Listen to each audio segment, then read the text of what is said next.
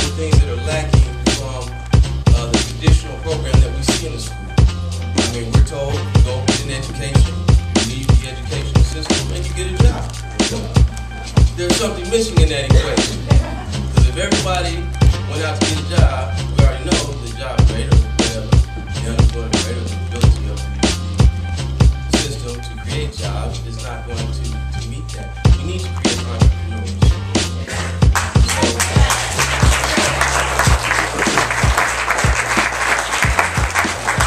Well, I said we first started our business model, which was simply a lemonade stand,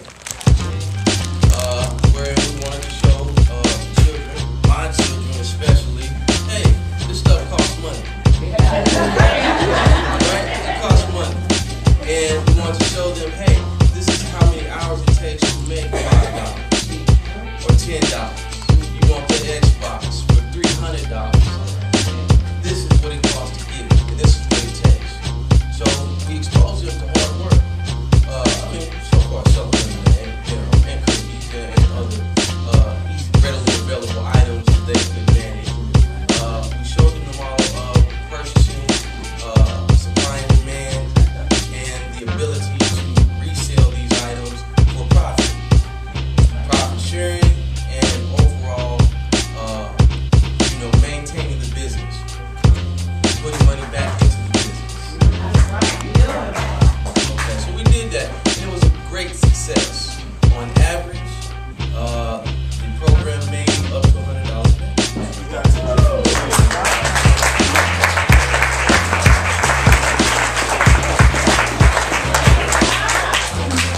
So first I'd like to introduce my co-worker, our trainee.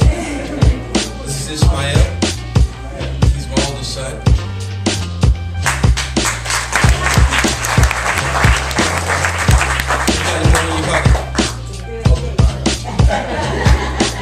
My name is Ismael, and we've been selling lemonade for like a month now. And we made like a lot of money, and it's been fun. And we learned that we can be at home playing games where we supposed to make money.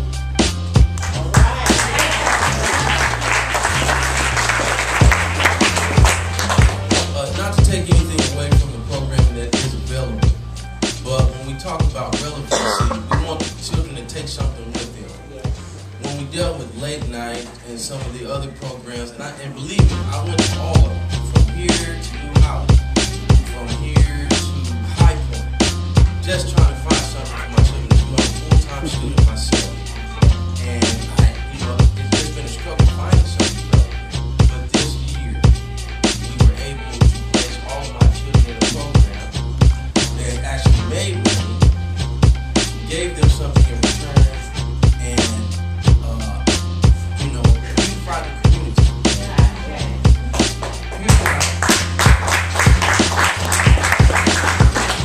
Here's my youngest son, well, my youngest son, second youngest son, yeah.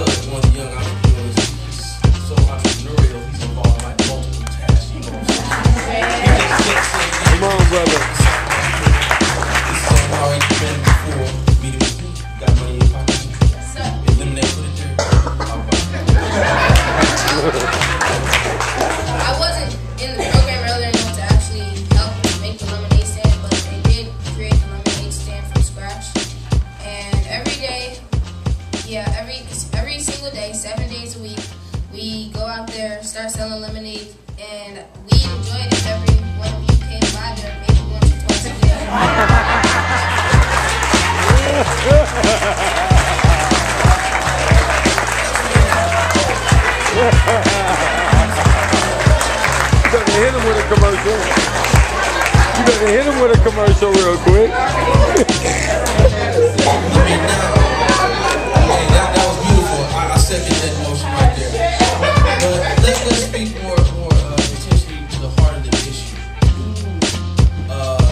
There's no one here in this speech denying the fact that our community and our children are in a state of emergency. They have no purpose. We see them in the streets. Some of us are even afraid of our own children. We have to come up with something that's going to turn this around. We have to. And listen, a lot of times, we want to put someone on the hook for it and this and that. And we understand we cannot assess responsibility. But what we can do is assess accountability.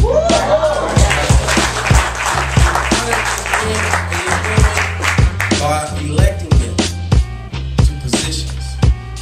And we need to reach out and create an interactive model with the system wherein we're solving some of these problems. Okay? We're the inheritors of a legacy of failure. We have to admit that.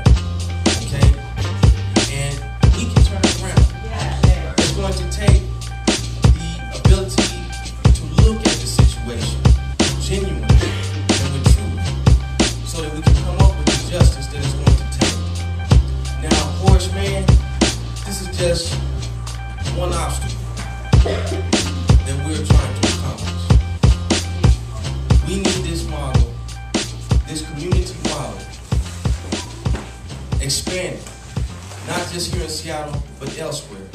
But what we need is the ability, the continuity to fully develop